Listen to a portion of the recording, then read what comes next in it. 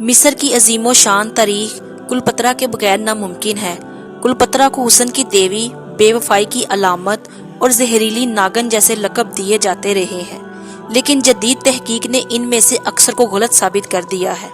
آج ہم اس ویڈیو میں آپ کو ان تمام حقائق کے متعلق بتائیں گے اور کلیوپاترا کے سحر انگیز تاریخ کو جاننے کی کوشش کریں گے۔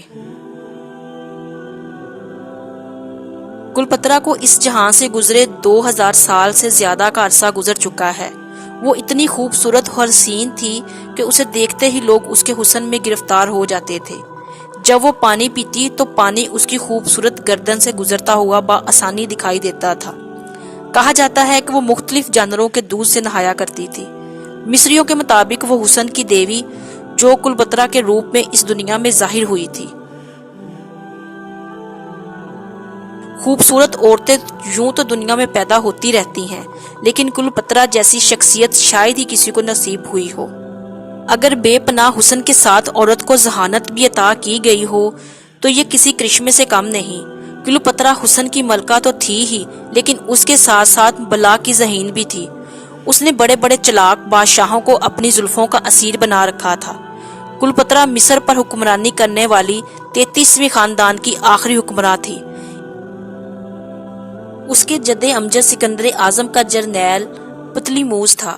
اس نے سکندر اعظم کے مرنے کے بعد خود مختاری کا اعلان کر کے مصر پر قبضہ کر لیا تھا۔ اس خاندان نے مصر پر 300 سال حکومت کی۔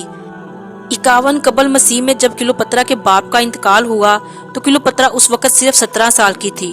مصر کے رواج اور قانون کے مطابق خاندان کی بڑی لڑکی تخت کی وارث بن سکتی تھی، لیکن اس کے لیے اسے اپنے چھوٹے بھائی سے شادی کرنی پڑتی، لہٰذا کلیوپاترا کو اپنے 12 سالہ بھائی سے شادی کرنی پڑی اور اس طرح یہ دونوں مصر میں تخت نشین ہوئے۔ دراصل یہ مصر کا رواج تھا اور وہاں ایک بہن کی بھائی سے شادی کرنا کوئی بری بات نہیں سمجھی جاتی تھی۔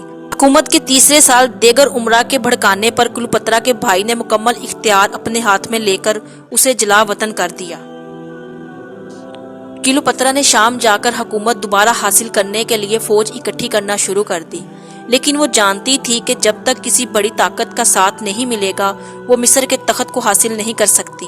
اس لیے اس نے اس دور کے سب سے بڑے جنگی قوت روم کے شہنشاہ جولیس سیزر سے رابطہ کیا۔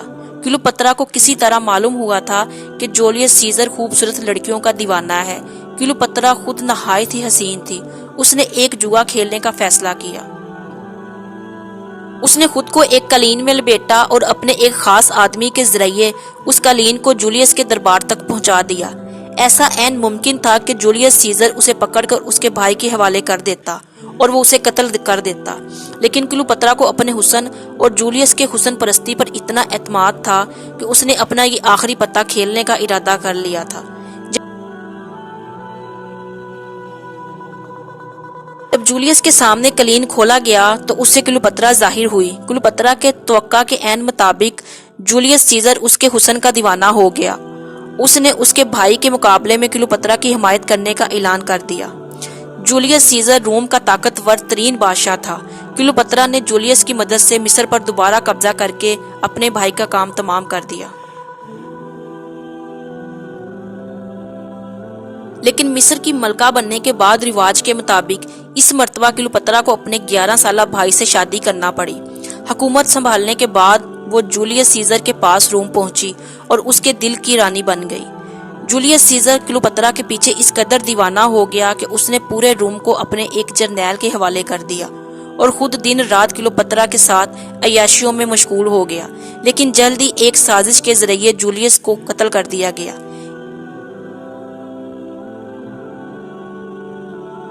اس کے بعد کلیوپاترا واپس مصر لوٹ گئی۔ کہا جاتا ہے کہ مصر واپس لوٹنے کے بعد اس نے اپنے بھائی کو بھی زہر دے کر مروا دیا۔ جولیس سیزر کی موت کے بعد روم میں خانہ جنگی شروع ہو گئی۔ جولیس کا قریبی دوست اتھونی دعوے دار کی حیثیت سے سامنے آیا۔ کلیوپاترا نے اس جنگ میں کسی کی بھی حمایت نہیں کی، جس پر اتھونی نے اسے بلا کر اس کی وجہ جاننی چاہی، لیکن جب کلیوپاترا اپنا تباہ کن حسن لے کر اس کے سامنے آئی تو وہ بھی اس کی محبت میں مبتلا ہو گیا اور اس کے ساتھ مصر آ گیا۔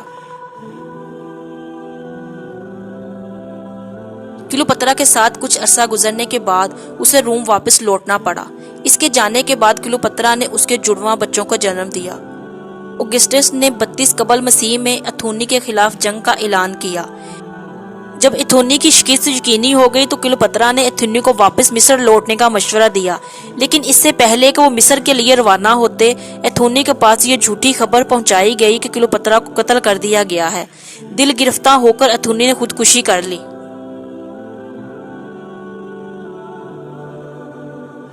اوگسٹس روم کی طرف ایک عظیم فوج لے کر بڑھ رہا تھا۔ کلیوپاترا کو یہ خبر ملی کہ اوگسٹس فتح کے بعد روم کے بازاروں میں کلیوپاترا کی نمائش کروانے کا ارادہ رکھتا ہے، لہٰذا اس نے خود کو سانپ سے ڈسوا کر 39 سال عمر میں خودکشی کر لی۔ یوں مصر کی تاریخ کا ایک باب بند ہو گیا۔ کلیوپاترا اپنی ہنگامہ خیز زندگی کے بدولت نہ صرف تاریخ کی کتابوں میں ہمیشہ کے لیے زندہ جاوید ہو گئی، بلکہ کلیوپاترا نے تاریخ میں خود کو ایک عجیب و غریب سحر انگیز حسن کی ملکہ اور حسن کی پجارن کے طور پر پیش کیا، جس نے اقتدار حاصل کرنے کے لیے اپنے حسن کا استعمال کیا تھا۔ اس کی سازش سے بہت سی سلطنت زوال پذیر ہوئی اور بہت سے بے گناہ لوگ مارے گئے۔ کلیوپاترا کو کئی مصنفین نے اپنی تخلیقات کا حصہ بنایا۔ بہت سے مصنفین نے کلیوپاترا پر ڈرامے لکھے، کئی فلمیں بھی بنائی گئی۔ آج کے کئی کاسمیٹکس برانڈ اور میک اپ کی دنیا کلیوپاترا ہی کی دین ہے، کیونکہ میک اپ کی ایجاد کلیوپاترا نے ہی کی تھی، اور اس زمین پر وہ پہلی عورت تھی جو اپنے ناخن اور ہونٹ سرخ کرتی تھی۔ کلیوپاترا ایک باہمت اور چلاک عورت تھی۔ اگر جولیس نہ مرتا تو قریب قریب پورے روم کو اپنے قبضے میں لے چکی ہوتی، جو بڑے بڑے جاں باز نہیں کر پائے تھے۔